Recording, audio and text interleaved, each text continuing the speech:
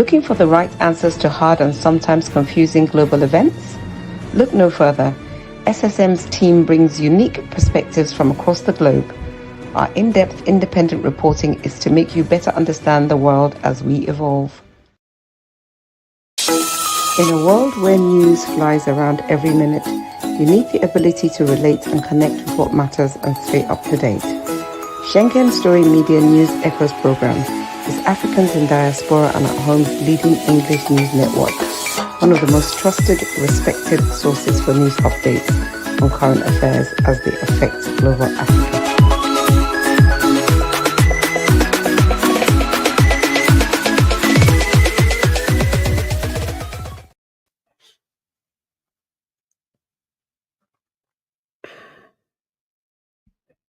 Around the world, good day, viewers around the world. We're back. We're here on our Friday International Update. I'm here in Milan studio. My name is Mark Godwin, and I'm with. Who is the man I'm with there? Well, I'm with you're with George Chukwu from Canada. Good morning, viewers from around the world, and welcome for our Friday International News Update. We are here. Yeah,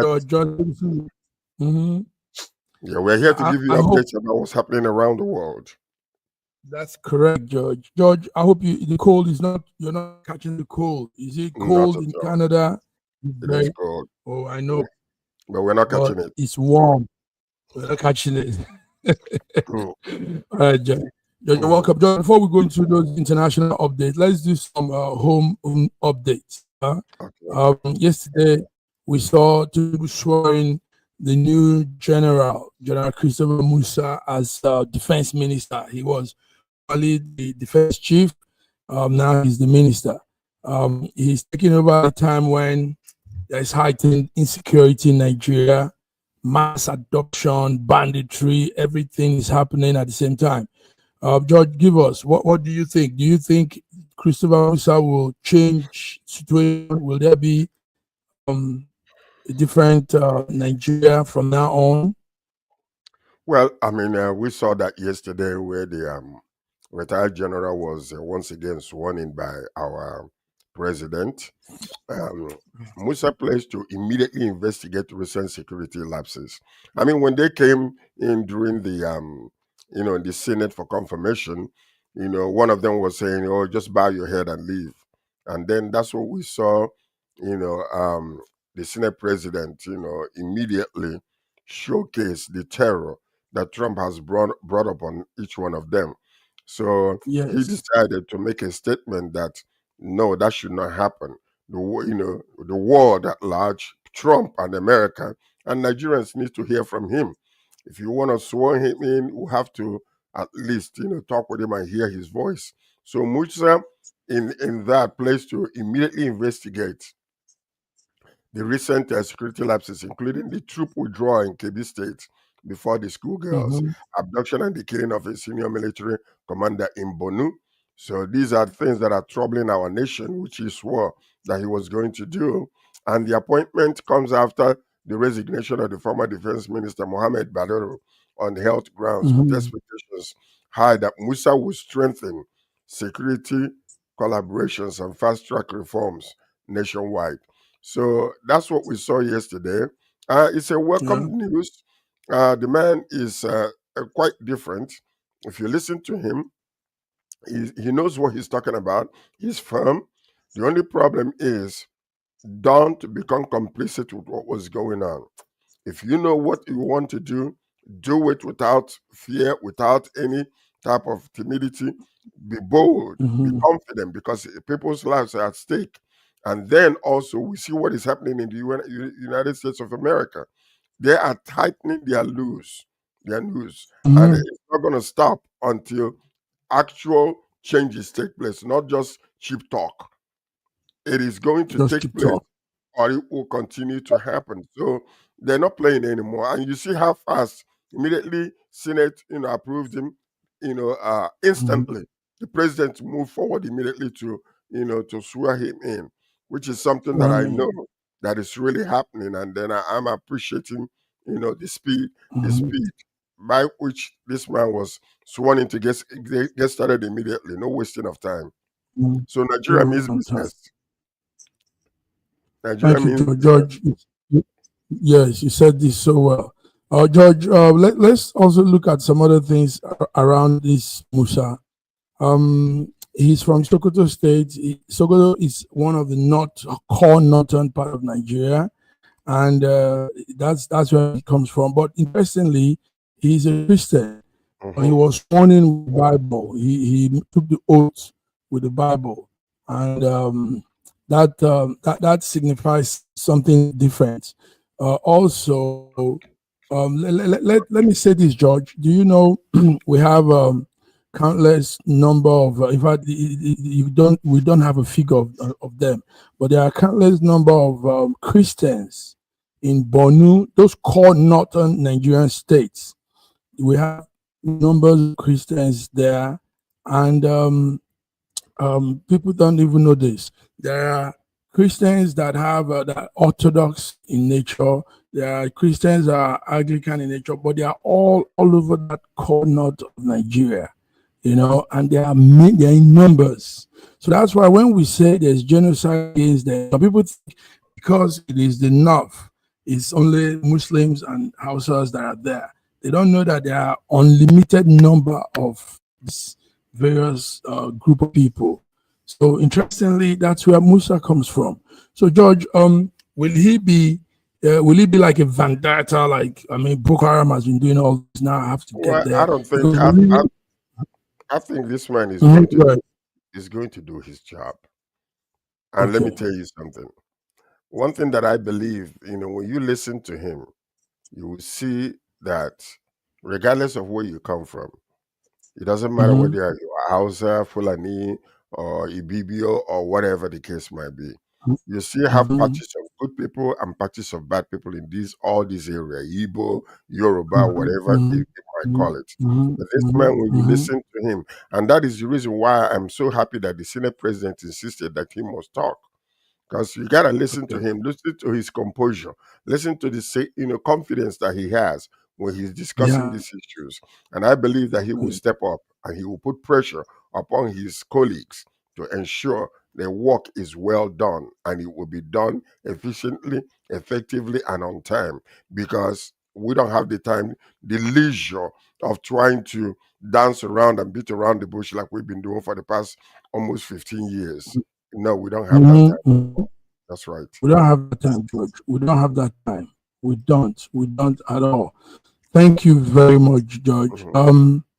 So viewers, that's it. Musa, General has finally been sworn in, and he takes the office of the defense minister this time, not defense general. So, but George, the issue still remains. Remember, Tinubu declared a nationwide security emergency.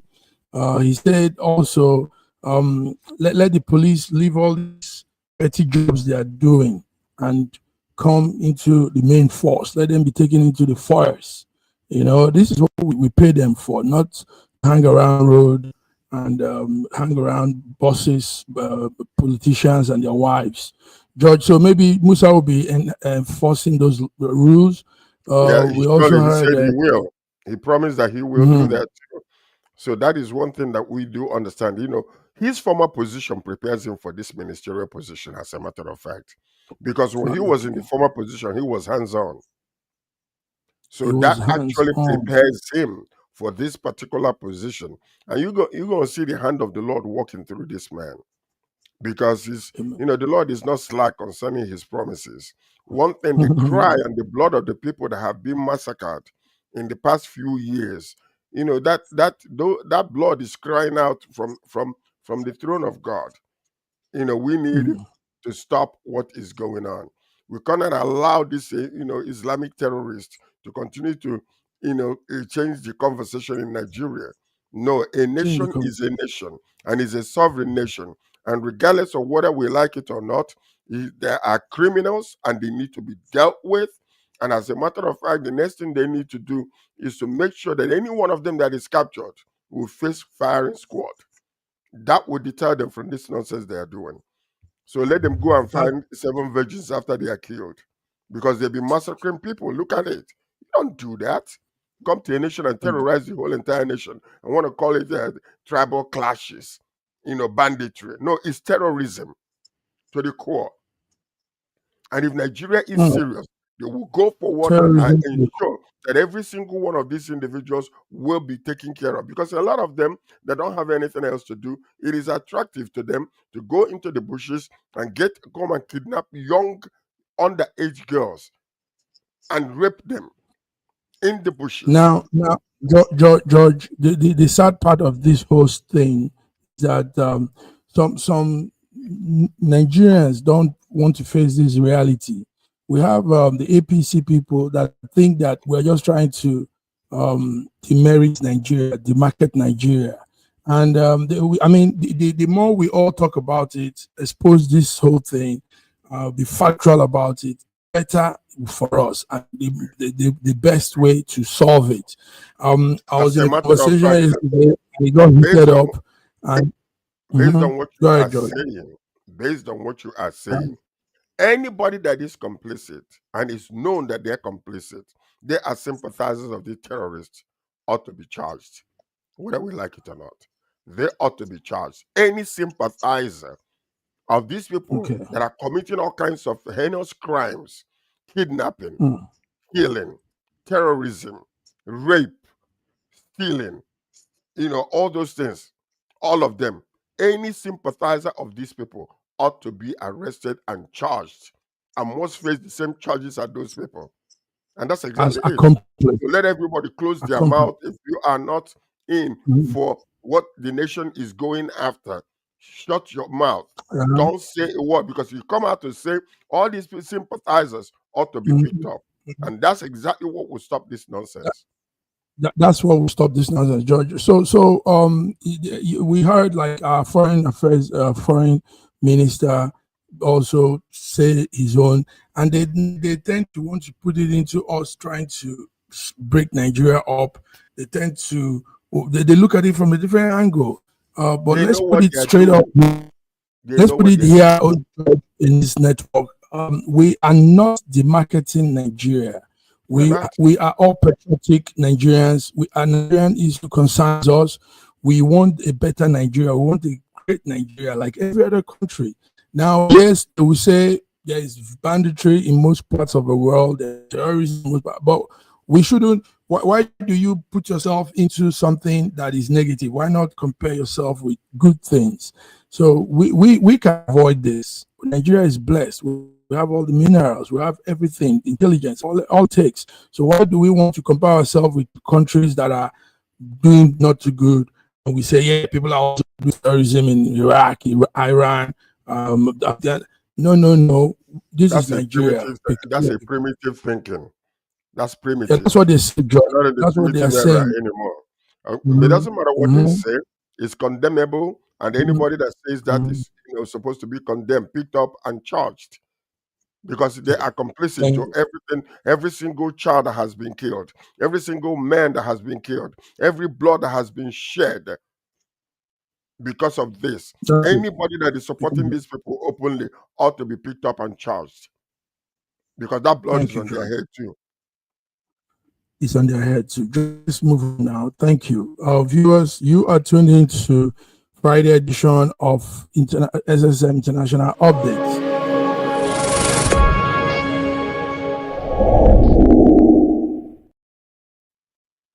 All right, George, let's talk about the U.S. placing visa restriction on sponsors of genocide around the world and in Nigeria. We had that yesterday. George, do you have that news? You're close to them there. Yes, I do. They said they introduced visa ban for individuals, families, sponsoring and Christian violence in Nigeria under the new religious freedom sanction policy. Tell us, George. United States has announced a new visa restriction sanctions on individuals linked. So what we're talking about, these people that are complicit, that are mouthing off, so they ought to be also careful, linked to the attacks against Christians in Nigeria, targeting not just, perpetrators, but also who sponsor or actively support violence. So this is exactly where you see what is going to happen right now. Affect those sympathizers. According to the U.S. State Department, the measure will affect radical Islamist groups, Fulani militias, and other violent actors using U.S. immigration law to block them, even their immediate families, from entering United States of America. And I'm saying go further and discover if any one of them have family members that are there, deport them back, send them back. Okay. It doesn't matter. Let Former me go and U.S. President face. Donald Trump, mhm, former U.S.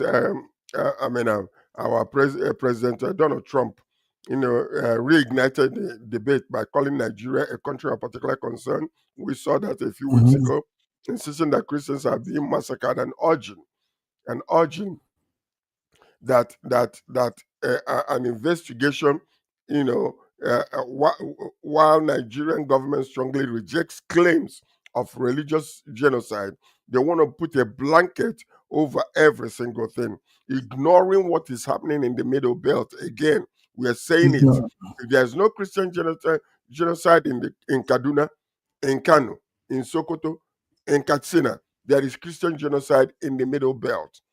The militias are killing them, burning their houses, and chasing them away. And most of them that have gone to ID camps have not returned home. So there is Christian genocide in the Middle Belt. Critical reality check is what Nigeria needs to take a look at. Why the policy sounds tough on paper.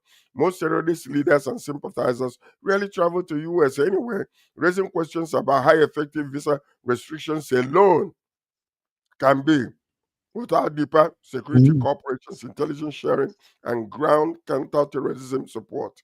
So what we are saying, most of these people in the north, they don't travel out, they don't care. They go to Mecca, they go to Dubai, they don't go to US. So really, how effective is this going to be? Because most people in the north are not the ones traveling to the US. Most of them don't. So we there need are some upper sanctions. There are some We need politicians upper in that sanctions. list. We need to seize their, Yes. we need to freeze their accounts, both local and international, to put that fear of God upon them. Because this thing must stop. It's time for us. If we don't change Nigeria right now with that pressure that is on us, we're not going anywhere in the next 20 years. Guaranteed. This is the time. Guaranteed. This is the time. All right, so viewers, that's it. What is the statement? The action is not night action. It targets the radical Islam terrorists, Fulani ethnic militias, and some violent actors that are part of this Christian genocide in Nigeria.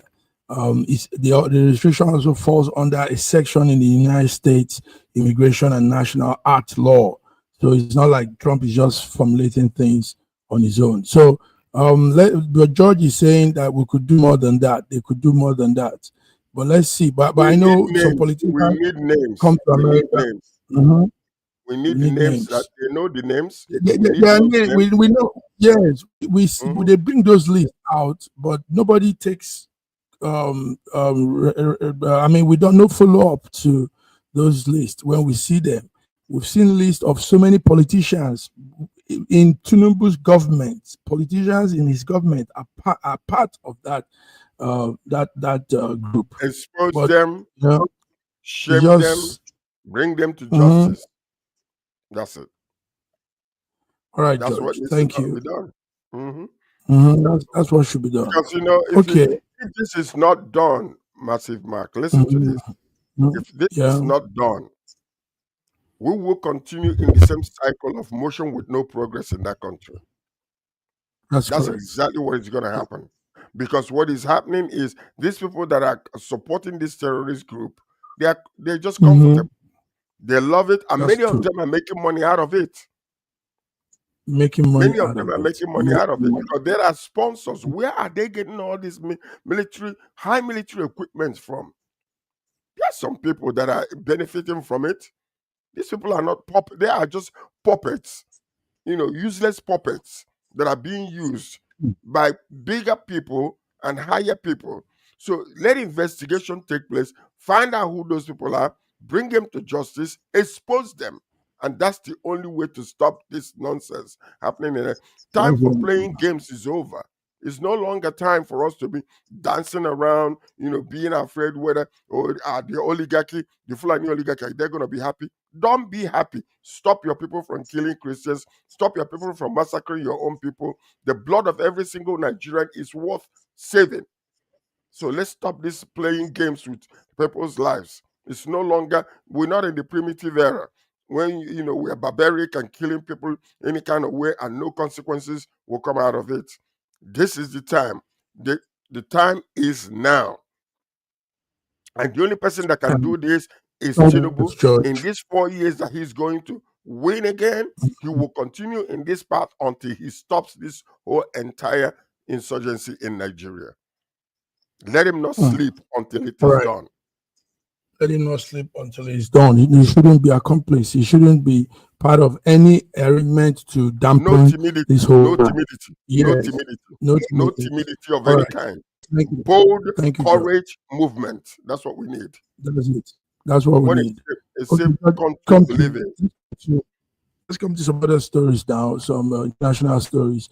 The EU envoy says that there's an ongoing effort to boost Nigeria's trade by $10 billion. $10 billion.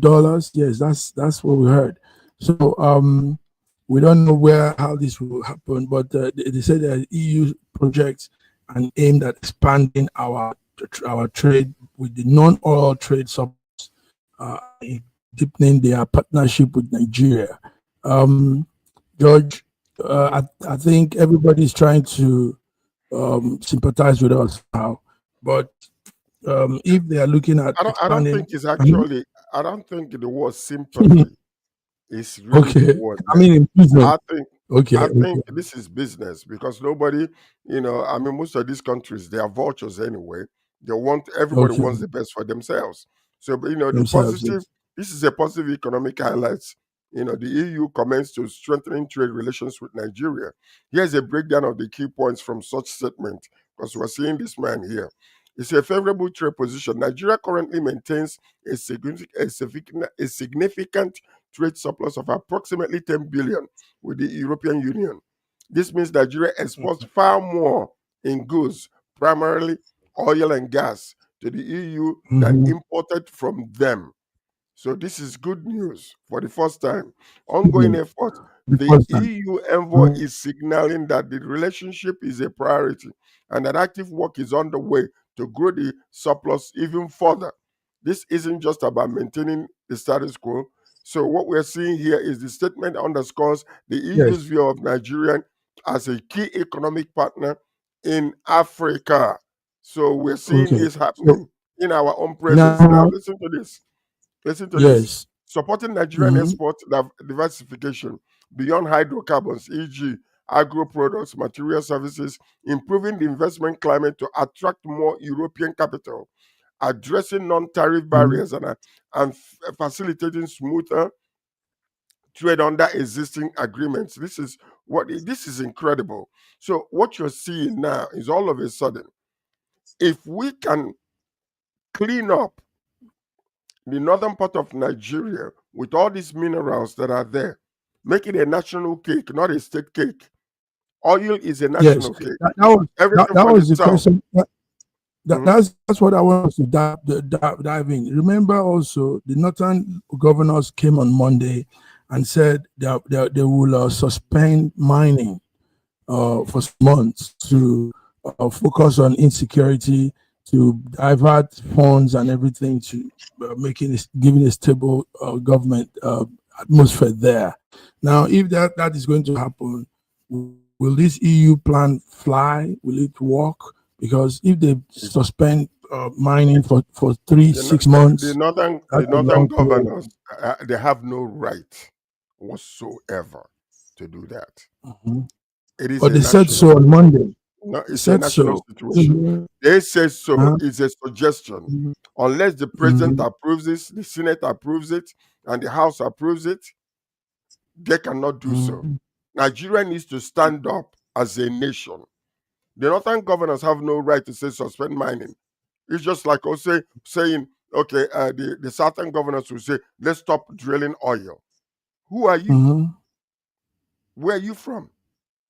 The same position that the gold and all these other minerals in the north, the same position that it has with the nation is the same position the oil the drilling from the south has. It's an equal thing. So it is not when it comes to the north, you find gold, it becomes a state issue. Now, because the oil in the south is a national issue, every single mineral that we have, they have no right to say suspend. What they need to do is to join the federal government to stop the insurgency and make sure that every single drilling mineral that is there is bringing revenue to the federal government. That's all they need to do. And the federal government need to stand up and ensure that all these miners, that every single one of them there's accountability and responsibility. Put somebody in charge. This, solid mineral man needs to go to these places, use private jet, find out where they are, put your own people in there and ensure that everything that is being drilled is accounted for. That's what they need to do. Some of these northern governors saying, oh, we're going to stop drilling for 6 months. Who are you to do so? The minerals are the same thing with the oil and the gas. Yeah, it's the same thing. It's all shared prosperity, shared wealth. George, but also what they're looking at is also expanding, and not really expanding. What the governor are looking at is putting more attention in that instability, that insecurity, and all of those things before business can resume. So somehow it sounds logical if they could stop the insecurity with that period of time, but completely seizing the mining industry for 6 months is a big blow. It will be a big blow to the Nigerian economy, even though we don't know what comes the proceed that comes from that gold mine, that sector. If we stop it, if we stop it, how much are we making from these minerals that are being drilled from the north? Okay, like the EU now says they'll be putting in $10 billion. That's a lot of money. The point is this: we are coming to that point now where a lot of things that our president planned in the this hope agenda is coming to fruition. We're seeing signs, little signs of it now working. We're seeing it. Nigeria is receiving the respect that it's supposed to receive, both in Europe and around the world. So we're seeing trickles and trickles of this economic prosperity coming in. Now, what we need to also do in order to increase, for instance, we have what we use in building batteries. What Nigeria needs to do is to collaborate with these people, give them the opportunity to build battery factories in Nigeria and start exporting it out. We have the minerals. While we're exporting the minerals, and others will now, build the batteries and bring it back to us. No, we don't need that. We need Nigeria. Find out if it's not Dangote, let another billionaire or some billionaires come together and bring a factory that is manufacturing the highest quality batteries and export them out of Nigeria to African countries and to the rest of the world. And this is how we can increase our revenue. This is how we can increase our revenue. That's it. Georgia, before we take a break soon, but before we take that, let's send our condolences to there's the group of people in Nigeria called PWDs, people with disabilities. They had their week. The past 3 days, they've been having the Vulnerable People's Day week, and it's been a big event for them. So this group of disabled people in Nigeria were traveling back home after the event from Abuja to Kogi State, and they had an accident, George. These are disabled people, and 6 people were killed there. Many more were injured in that crash. So we want to put our condolence to this group of people, these souls that have passed on. and hope that Nigeria will look into their plight more. People with disability, vulnerable people they are on us. It's for us to help them, So who knows how the accident happened and 6 people now died yesterday. George, And isn't that do so you have sad that? that it is happening on the Yes, same day sir. we are celebrating them? Tragedy struck Kogi State again, Mhm, as 6 mhm, people mhm, lost their lives and 13 others were injured. mhm. In a fatal crash along Lokoja Okene Road while returning from Road. 2025 International Day of Persons with Disability event in Plenty. Lokoja. Okay, now we need Yes. to, number one, they need to, if the driver is still alive, they need to breathalyze that driver or they check his blood to make sure that it wasn't in excessive alcohol that caused this, because this is something that we always ignore in Nigeria. When a fatal accidents like this happen, nobody does a forensic investigation. We don't do blood Mhm, tests. We don't do nothing. We just let it go as one of those tragedies. The Kogi state government has declared the incident a state tragedy, mourning with affected families and describing the loss as a collective pain to the entire state. Governor Ahmed Ododo has directed the government to fully cover the medical bills of all injured victims, with officials ready to mhm. deploy to hospitals to ensure proper care and family support. So this is it. We send from SSM, we just send our condolences to the families that are involved.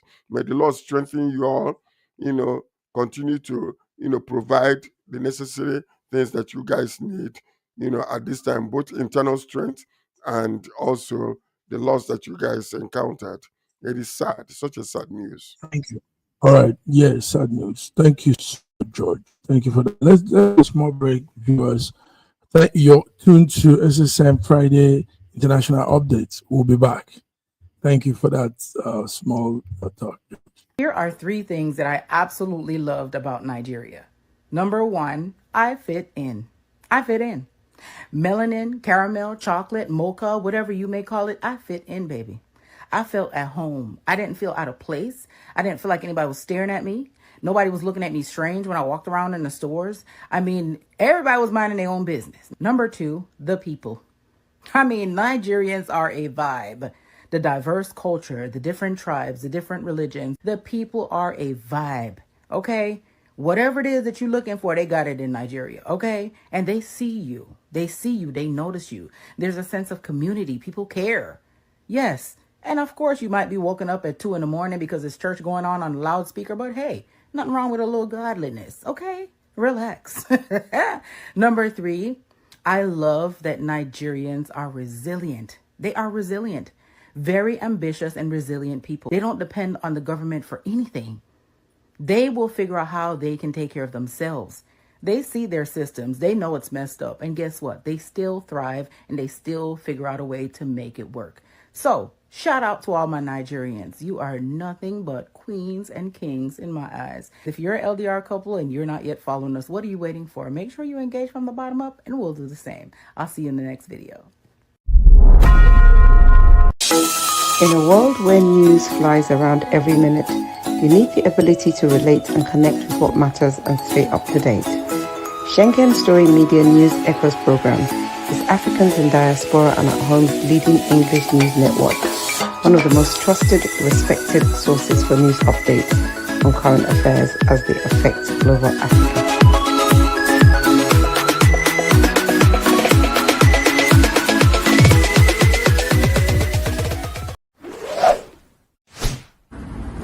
A year ago, I wrote a book titled The Final Solution, and I was trying to say to the rest of the world that there are challenges ahead. Now, a prophecy did come, and that prophecy is coming to pass. But I'm telling you, the final solution has been found many years ago in the Bible, because the Bible simply says righteousness exalts a nation and sin is a reproach to the people. So I want you to know that you can get solutions to problems in Ukraine, in Russia, in Nigeria, indeed all parts of the world. We need that solution. and the solution is straightforward. Please get a copy of my book. It's the Final Solution by Bishop Schengen Johnson, and you can find it in Kindle, in Amazon. Just type Bishop Schengen Johnson, The Final Solution. It's very, very small book you can read within 2 hours, but it contains the final solution. Do get a copy. Not getting it is doing disservice to humanity. Don't forget the final solution.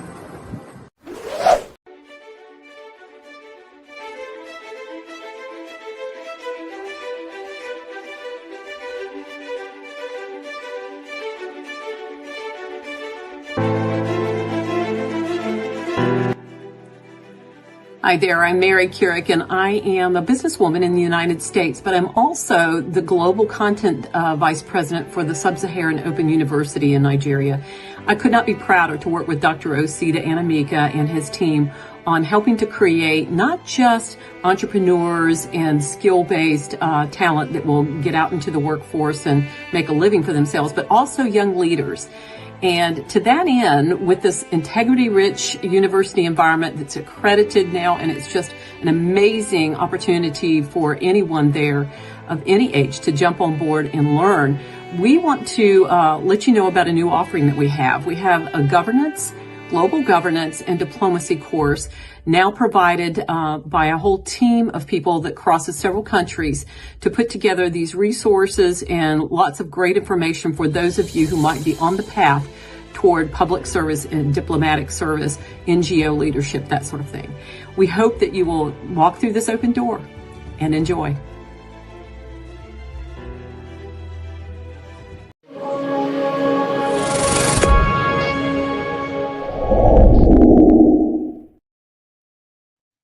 All right, we're back, George. We're back, viewers. Back on Friday, the 5th of December, 2025. We're doing the international update. George, there is an event going on in Imo State, Southeast Nigeria. It's a business summit, and there's a guest there in that event, the former British Prime Minister, Boris Johnson. Boris Johnson made some comments there. He said Nigeria has done some really great things, and that he's thanking Nigeria for bringing the future UK Prime Minister, and that's in person of the lady Kemi Badenoch. George, will Kemi become? Did he say that right? Tell us what's happening in Imo State. What's of this story, George? Do you have a story? I know you're Boris, people now. Boris Johnson was one of the attendants on this business summit there, the former UK Prime Minister. You know, he has praised Nigeria growing influence globally and saying that the country, you know, even sent the UK official Prime Minister in Kemi Badenoch while speaking at the 2025 Imo State Economic Summit in Owerri.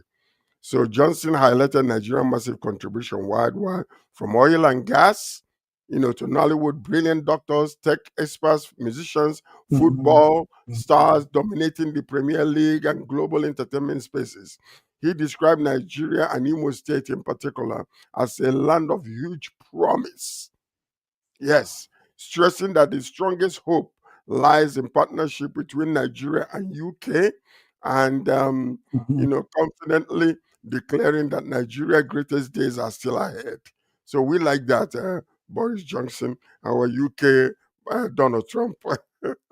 So we like that. So it is good. It is good.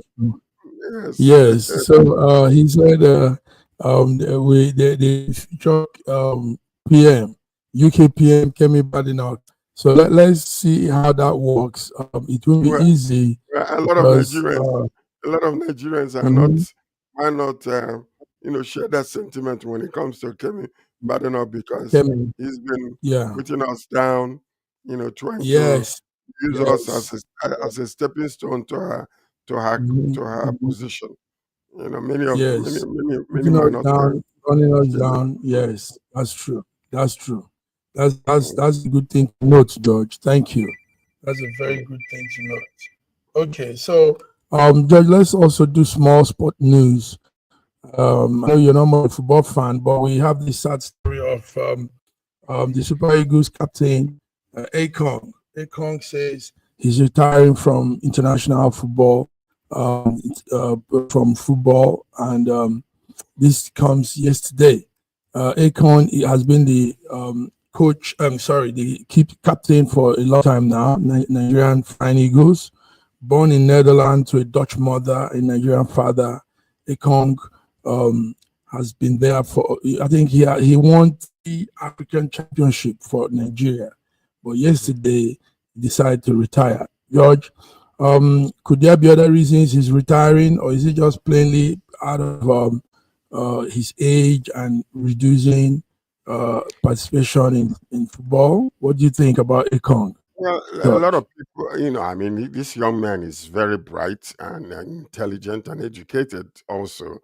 So it's very highly probable that maybe he found better opportunities somewhere and decided to step down to take care of things. We don't know. We can only go by what he tells us unless all the news come out. But we want to hail him and congratulate him for what he has done so far for us when it comes to the sports around the world. Nice. So congratulations. If you're retiring, hopefully you can enter into politics and bring that strength into our political arena, because I think Ekong must be from your area, Calabar area, because that's what the name says. So we want to hail you and congratulations, young man. And we hope you have a brighter future, when you enter into whatever you want to do next. Yes. He's partly Dutch. The mom is Dutch, and the dad is from the I don't know if he's Calabar or Akwa Ibom, one of those south areas. So that's it, viewers. Akon retires from football. Nigerian captain, Super Eagles captain, says bye-bye to playing for the national team. He did so well. 3 championships is a kudos to his flowers. Okay. He's living pretty. Yeah, he's living pretty. Yes. All right, George.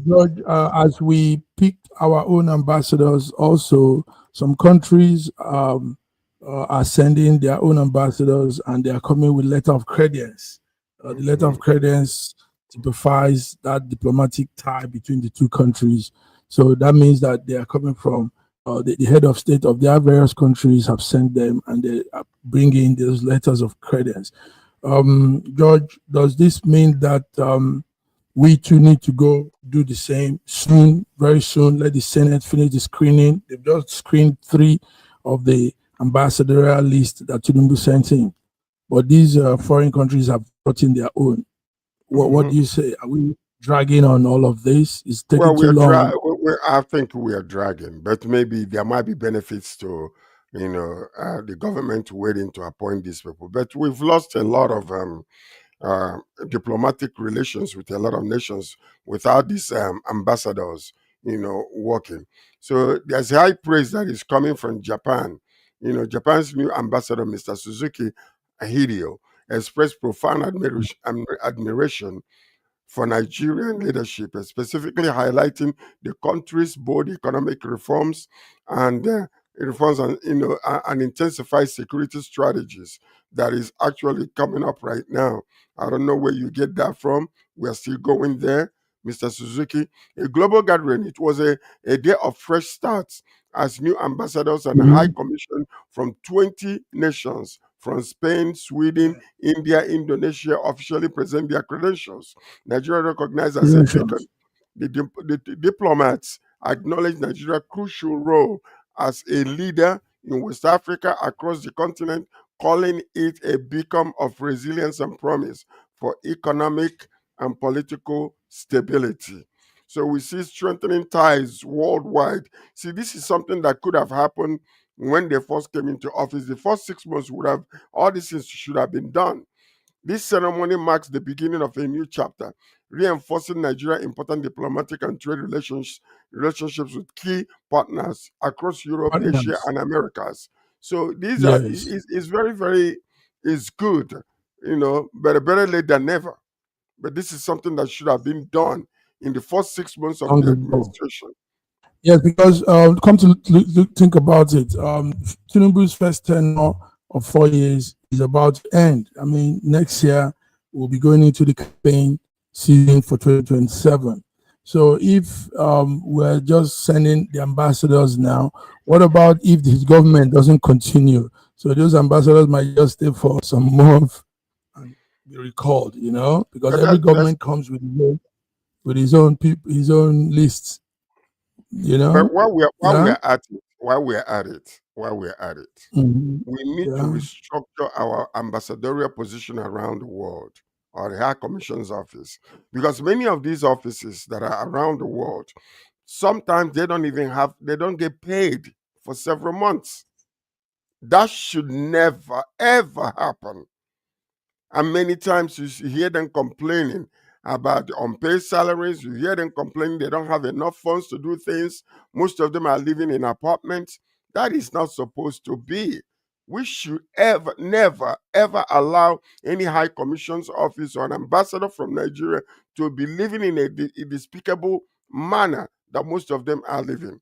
It is not acceptable. We should not be allowing our passport to run out, the booklets to run out. Some of these things are things we need to, take care of. A while ago, there was a fraud that took place whereby one of the employees in the ambassadorial office, will go and then they will be printing false passports. They will be printing it themselves and making money simply because they were not getting paid. And this caused a lot of problems for Nigerians that went to Dubai. They found out that there was some security things that were supposed to be there. It wasn't. But it was from the High Commission's office in Toronto, in Canada. So let's make sure that while we are sending these people out there, we are equipping them with the funds that they need to run a smooth operation and to represent us well internationally. It is not good for ambassadors to be living without money, not living, in the way they're supposed to live compared to other nations. George, you see, viewers, this is what we do here: bring issues that nobody will probably talk about, bring it to light. Now we're talking about the Nigerian ambassadorial arrangement and the embassies all around the world. George, the same problem you're having in Canada and North America is what happens also in Europe. It's worse in Europe. But they will bring one person that will come and make things look like there are no problems. The person will talk sweet talks and go. But the problem is the embassy staff, the Nigerian ambassadorial houses, offices, and all of these missions all around the world are not arranged. It's fragmented, it's scattered. So it gives room for those officials to extort money from Nigerian citizens abroad. They come up with all kinds of attention. They come up with all kinds of gimmicks in order to get money. And these things sometimes... That's what I'm saying. Yeah, we call US, it's not happening in US, it's happening in this place, and it's not universal. Another thing that they need to do is to make sure that there is collaboration with all the ambassadorial offices around the world, Nigerian ambassadorial offices, because something happened in Dubai and we were trying to help somebody in Dubai who was arrested because of fake passport that was given through the High Commission's office here in Canada. Okay. Do you know that the Canadian ambassador had no direct relationship or connection with the ambassador of Nigeria in Dubai? That we have to individually be the middle person to relay information. There you go. That is unacceptable in 2025. Yeah. This happened a few years ago.